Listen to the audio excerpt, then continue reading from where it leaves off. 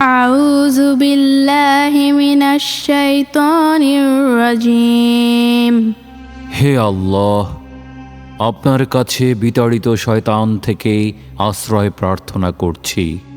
بسم الله الرحمن الرحيم শুরু করছি আল্লাহর নামে, যিনি পরম করুণাময়, অতি দয়ালু।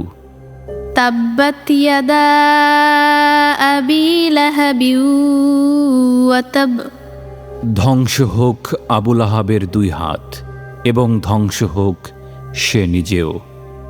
ما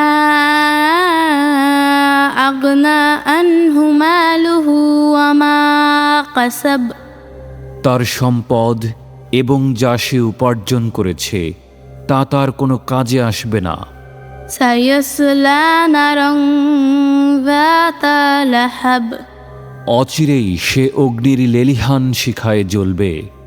وامرأته حمالة الحطب এবং তার স্ত্রীও, যে ইন্ধন বহন করত।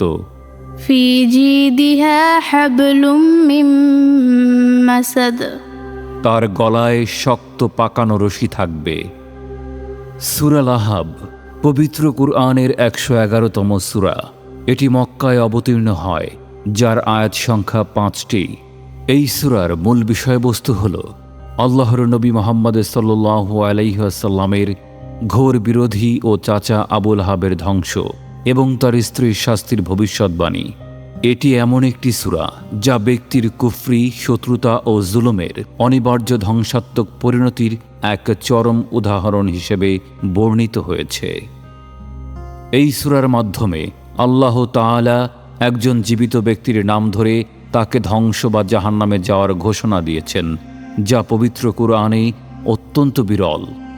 এটি নবী সাল্লাল্লাহু আলাইহি ওয়াসাল্লামের প্রতি পারিবারিক শত্রুতার তীব্রতা ও সেই শত্রুতার অনিবার্য ধ্বংসের প্রতীক।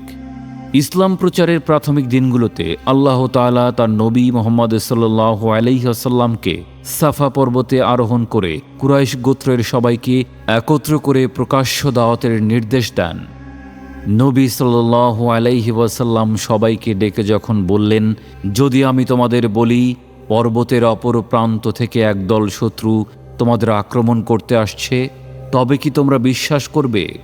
সবাই এক বাক্যে বলল, হ্যাঁ, অবশ্যই করব।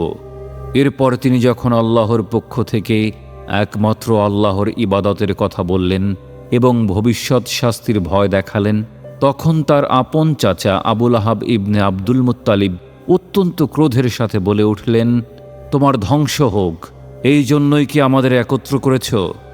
এ কথা বলে রাসূলুল্লাহ সাল্লাল্লাহু আলাইহি ওয়াসাল্লামকে পাথর মারতে উদ্যত হল। এই ঘটনার পরিপ্রেক্ষিতে সূরা লাহাব অবতীর্ণ হয়।